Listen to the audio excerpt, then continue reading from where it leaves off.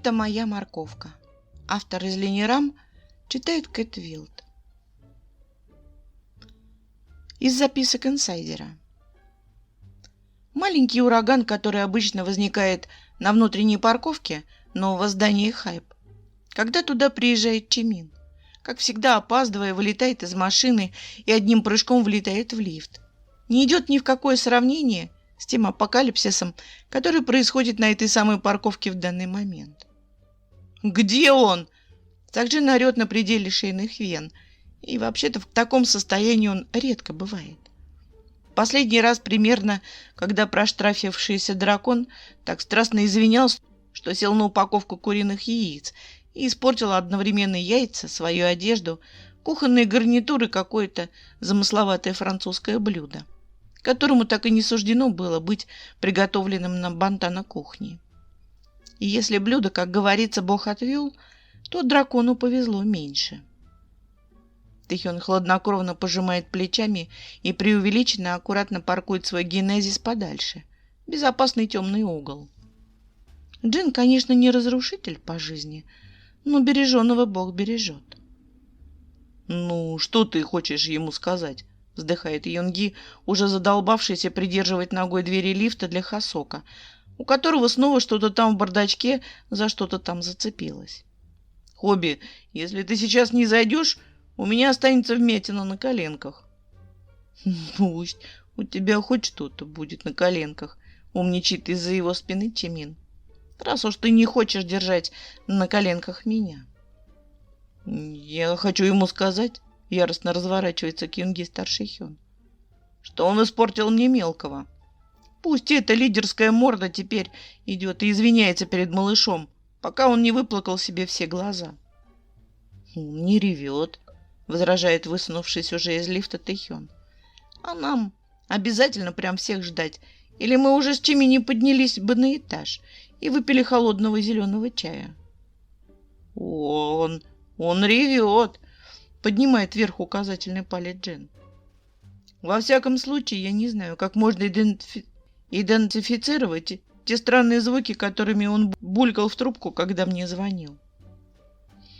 «После того, как он тебе звонил», — справляется наконец со своей бардачковой проблемой Хасок, «они уже встретились с Намджуном и поговорили. Джуни шел из студии, и его перехватил Джей Кей. Так он сказал. Так что, думаю, уже никто не ревет, и все счастливы. Странно только, что Джуни трубку не берет». Этаж встречает ребят непривычной тишиной. Это вроде неплохой знак, да? Но конкретно для здания Хайп это скорее пугает, чем успокаивает. Все даже тормозят, испуганно возле лифтов, но потом слышат где-то вдалеке звенящий голос Чунгука и решаются идти на звук. А там по обстановке. «Смотри!» — доносится до них из-за поворота. «Смотри, пожалуйста, сюда! Не заставляй меня применять силу!» Хасок вздыхает, понимая, что стоило все-таки готовиться к самому худшему и не малодушничать, и первым смело шагает за поворот. Юнги, конечно, многое повидал на своем рэперском веку, но увидеть лидера своей группы, примотанного серебристым скотчем к стене конференц-зала, он, если честно, был морально не готов. Поэтому нечаянно ойкает, чем привлекает к себе и всей своей команде внимание собственно виновника-пиздеца. «Подождите», — выставляет вперед ладошку Чунгук, увидев, как настороженно утыкается в него 5 пар глаз вошедших одногруппников. «Мы еще не закончили». Возражает ему лидер, но поскольку серебристым скотчем заклеен и его рот тоже, выразить свою мысль ему удается не полностью. «Нет, не закончили», — качает головой Чунгук. «Ты еще не выбрал, Хён. Ну так что?» Чимин с Тэхёном осторожно переглядываются и начинают передвигаться мелкими приставными шажками вдоль стеночек по разные стороны от воодушевленного своими криминальными идеями Макны. «Чунгуки, милый», — начинает вкратчиво Сакджин, аккуратно потирая руки и улыбаясь лидеру ехидненько-ехидненько. «Зачем ты примотал нашего Намджуни к стене?» Чонгук степенно раскрывает черную папку, достает из нее лист бумаги с какой-то яркой картинкой и демонстрирует ее своему пленнику, поясняя старшему Хёну. Чтобы он не убежал.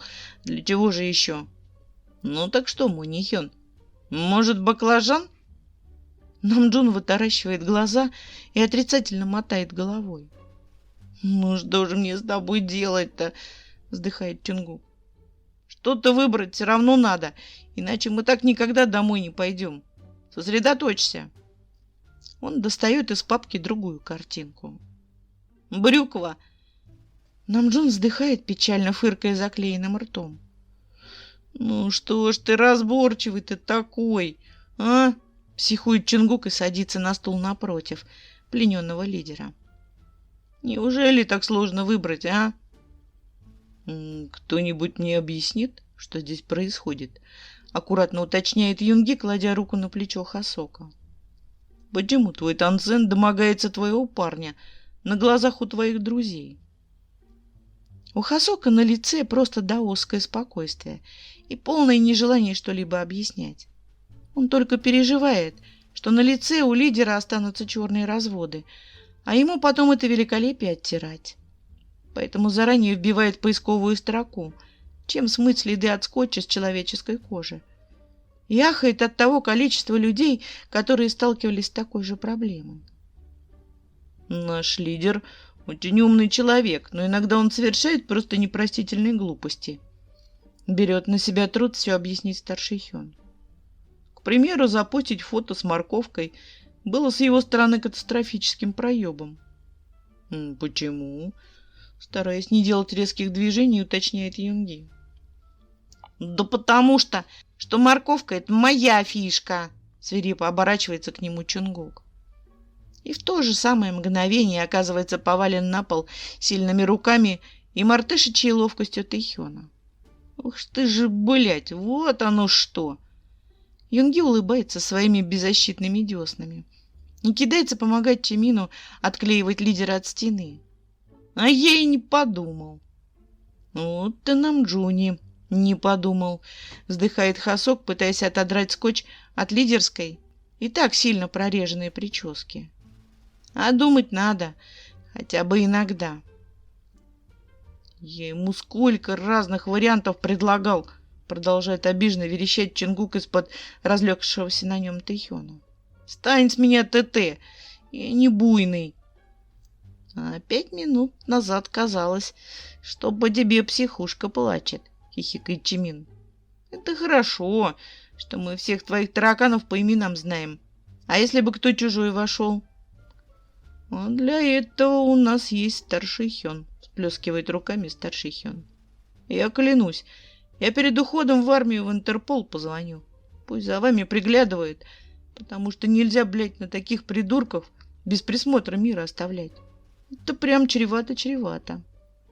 Ну ладно, угомонитесь.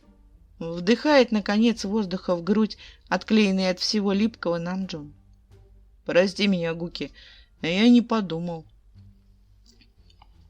Чонгук выкарабкивается из-под Тэйхёна и вытаскивает из-под его задницы смятую черную папку.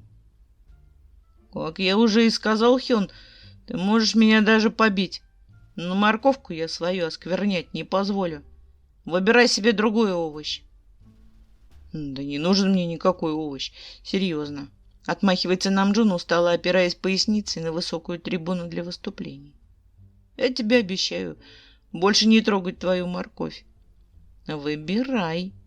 Ласково, но настойчиво сует ему в папку в руки Чонгук.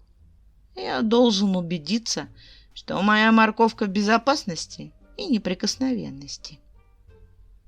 И все это пиздец как двусмысленно и горячо звучит, ребята. Фыркает Юнги в плечо Чимина.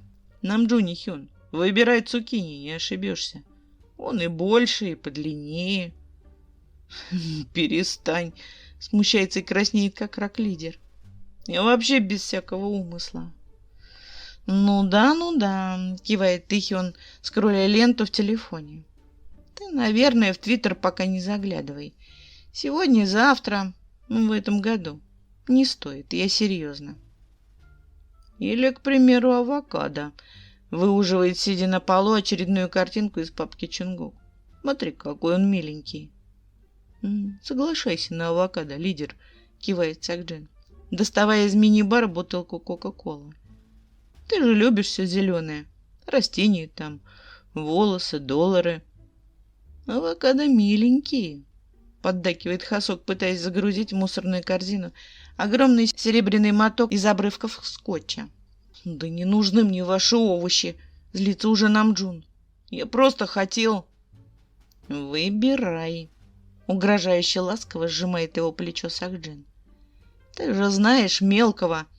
Он пока все гельштаты вокруг не позакрывает на все замки, включая навесные, он же не успокоится. Ты хочешь, чтобы он за тобой с этой папкой до конца года ходил? Ну, пусть будет, и я не знаю. Намджун чешет в затылке. Мандаринка? Что? Оборачивается Юнги. Что? Оборачивается следом Чимин. Так. Хасок молча хватает лидера за рукав и выволакивает его в коридор, оставляя возмущенных с открытыми ртами юнминов в конференц-зале. Вот только хотел спросить у мелкого, зачем он тебе рот скотчем заклеивал? Ну, пожалуй, ответ очевиден. Ну что, я опять не так сказал? Что я опять не так сказал? Возмущается теперь уже Намджун, угрюмо шаркая вслед за Хасоком по коридору. Поехали. Я отвезу тебя домой и по дороге тебе все объясню. Ладно?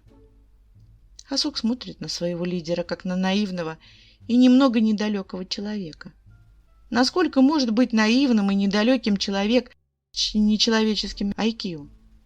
Говорит, и мое одаренное. В конференц-зале какое-то время стоит тишина. И только остатки скотча шуршат под ногами перетаптывающегося на месте Чунгука.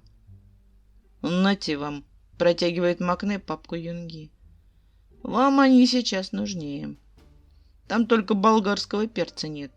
Его нам Джонни Хён порвать успел. Остальное все на месте». Юнги молча принимает папку и смотрит напряженно на Чимина. «Я не буду устраивать истерику из-за мандаринки», — поясняет он сразу всем на всякий случай. «Не будешь», — кивает Сакджин. «Ну, папку возьми. Мало ли что».